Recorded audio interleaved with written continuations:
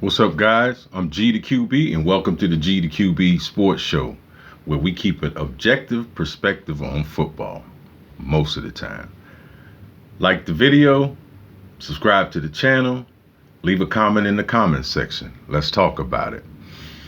Well, gentlemen, conclusion of the second week of the college football season, and it was fun, man. I saw some good games, and I'm just going to give you a recap of most of the games in the South Carolina area. And, listen in and leave a comment in the comment section. Let's talk about it if you got any questions. First, I'd like to start off with the Citadel and Charleston Southern. Now, this is a rivalry down in Charleston, South Carolina. The Citadel won 38-21. I don't know much details from the game, but the Citadel pulled it out. And the head coach for Charleston Southern, Autry Denson, is a former Chicago Bear. Way to go, Autry. I wish you good luck this season. And I used to play there for a year, so I'm wishing them good luck. Let's see.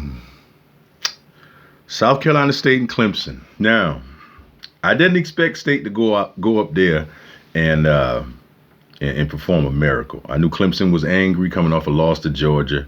They had to go into an angry Death Valley, but Clemson pulled it out 49-3, and kind of what I expected. Buddy and the Bulldogs 0-2 on the season. But I think this loss to Clemson to help them from a physical standpoint, because they wouldn't have to play anybody in the MEAC with that size and strength and those caliber athletes. So I think they can build off this despite getting blowed out. Newberry, North Greenville 24, Newberry 14. And Presbyterian played the Fort Lauderdale Eagles and beat them 68-3. Now, just last week, the Presbyterian quarterback threw for 10 touchdowns. Here, they beat them 68-3, Fort Lauderdale Eagles. So I have to surmise that Presbyterian hadn't hit the meat of their schedule yet to really be tested. But hey, they've been putting up some impressive numbers. We'll see if that continue on through the season. But to give you a little context on the Fort Lauderdale Eagles, out of Fort Lauderdale, Florida, they're a small private Christian school led by head coach Chris Chambers, who was a former wide receiver for the Miami Dolphins and a native of Fort Lauderdale. And he was just searching through the ads, and he clicked on a job posting looking for an assistant at an upstart college football program. And he clicked on it, got the job, and him and his buddy, Reginald Byars, who's the defensive coordinator, they, to make a long story short, they got the job. Chris Chambers, the head coach, Reginald Byars, the defensive coordinator. And it's located in Fort Lauderdale, Florida, between a golf course and a strip mall.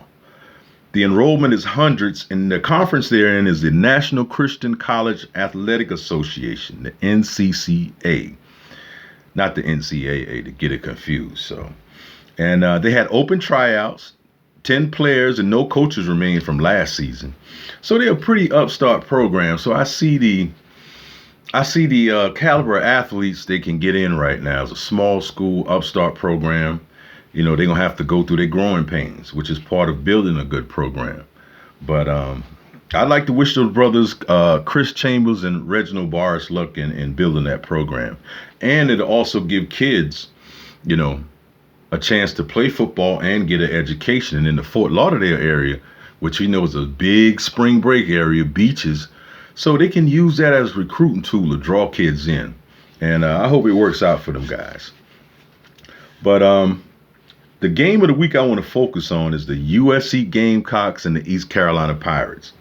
USC won the game 20-17, but it was a hard-fought battle, man. And the quarterback for Carolina, Zeb Nolan, he had a rough start, man. He was off on some throws. The O-line wasn't really blocking, so it was a lot of invariables, along with him not having composure and just settling in and taking control of the game. I saw flashes of brilliance of that, but he worked it out, and they won by a field goal at the end. It was a good game, but the true test is them Georgia Bulldogs next week. Now, I don't know who the starting quarterback's going to be. If it's Nolan, I don't know, man. if East Carolina was giving him fits like this, Georgia gonna be, Georgia got them pro boys over there, man. So they ready. I think Shane Beamer should start Luke Doty. I think he should, because Luke, you can open the playbook with Luke. He can use his legs. Nolan more of a pocket passer, but he just looked off yesterday, man.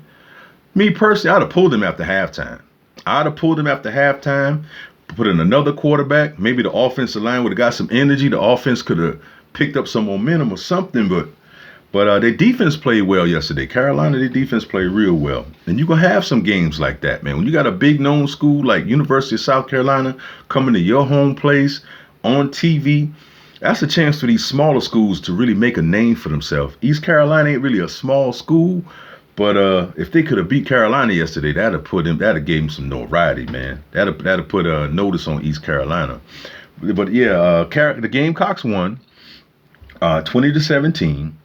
And I'm curious to see who Shane Beamer gonna start next week, man. Me personally, I'd have pulled Nolan in the second halftime. Luke Doty, warm up, son, get ready. But we'll see. But that's just a quick recap, gentlemen, of some scores around the state. I hope you enjoyed this second week of college football as much as I did. Looking forward to the rest of the season. And I'm gonna hit you guys back later with some pro games and go over some matchups for the first week of the NFL today. And yeah, man. But like the video, leave a comment in the comment section. Hey, subscribe to the channel, man. And even if you don't like the video, hit dislike. Let me get into that sports algorithm, man, so we can build this thing up and, create some conversations around football. Not just around football, but deeper issues as well involving young men, and the pitfalls and snares that surround them. But until the next time, I'm G the QB, and I'm out. Peace.